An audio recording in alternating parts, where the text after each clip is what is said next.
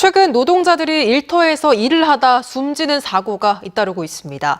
특히 중대재해처벌법 적용 대상이 아닌 50명 미만 사업장에 사고가 집중됐습니다. 첫 소식 서창우 기자입니다. 지난 19일 함안군의 한 금속 제조 공장.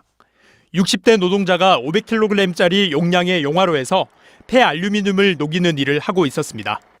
그러다 갑자기 폭발이 일어나 이 노동자는 전신 화상을 입고 치료를 받다 사흘 만에 숨졌습니다. 방역을 한 번도 착용을 안 하고 계신 상태에서 사고가 났기 때문에 나머지 사항은 이제 좀 조사를 해봐야 됩니다. 양산시 어곡동의 한 공장에서도 그라인더 작업을 하던 50대 노동자가 2톤짜리 철구조물에 양쪽 다리가 깔려 병원으로 옮겨졌지만 숨졌습니다. 이렇게 최근 석 달간 경남 지역 일터에서 일하다 숨진 노동자만 모두 11명입니다. 이 가운데 8명이 중대재해처벌법 적용 대상이 아닌 50명 미만 사업장에서 숨졌습니다.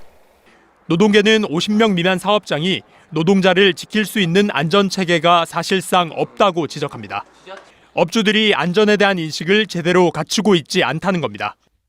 산업안전보건위원회라든지 아니면 명예산업안전보감독관이라든지 이런 체계들을 다 부재한 상태거든요. 안 만들어놨어요. 이런 것도 만들어줘야 돼요. 이에 50명 미만 사업장은 대기업에 비해 경영 상황이 열악해서 자격증이 있는 안전 전문 인력을 채용하는 데 현실적으로 쉽지 않다는 입장입니다. 전문 인력으로 하기는 조금 부담이 있기 때문에 생산부서나 관리부서에서 업무를 나눠서 이제 더 추가로 하다 보니까 업무 과중은 된다고. 인식 문제냐, 경영 논리냐, 결국 정부의 역할이 중요합니다. 우리나라 중소기업 상당수가 대기업과 납품하는 관계로 얽혀 있는 만큼 납품기 일을 무리하게 맞추려다 발생할 수 있는 사고를 정부 차원에서 미리 막자는 얘기입니다.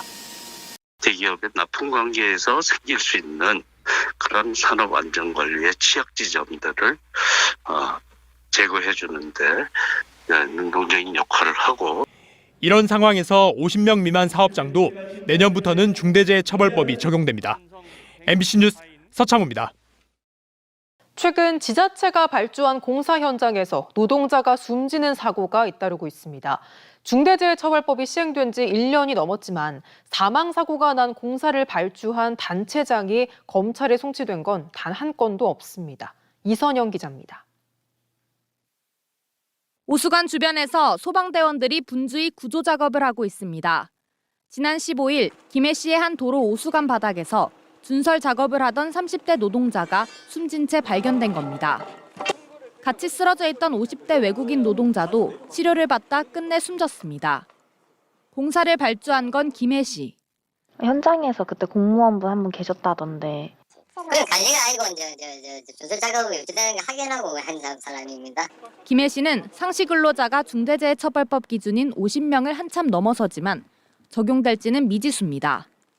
조사 중이라고만 제가 말씀드릴 수 있고요. 지난해 5월 창원시가 발주한 수돗물 공급시설 공사 현장. 용접 작업자로 일하던 60대 노동자가 굴착기 뒷면과 벽면 사이에 끼어 숨졌습니다. 50억이 넘어가지고 중재법이 적용됐고요. 창원시는 그러니까 발주처는 적용이 안 됐습니다.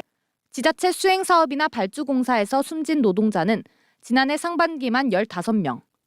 중대재해처벌법 시행 전인 2021년 상반기와 큰 차이가 없습니다.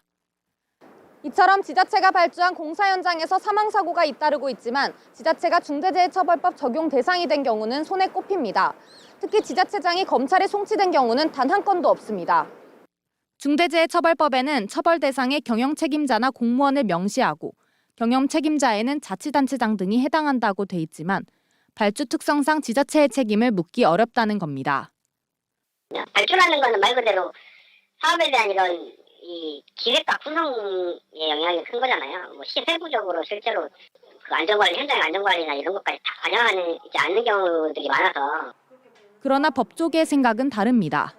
장소가 다른 장소였는데 한국제강의 원청이 이 하청업체의 공사 환경에 대한 실질적인 지배관리 가능성이 있다는 것을 이유로 원청 대표에 대해서 1년의 실형을 선고한 거거든요.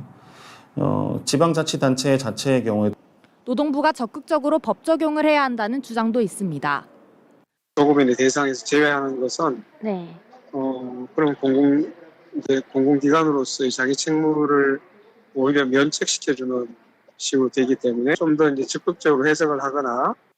한편 중대재해처벌법은 지난해 1월 국회 법사위 심사 단계에서 발주처와 공무원에 대한 처벌 조항이 모두 빠졌습니다.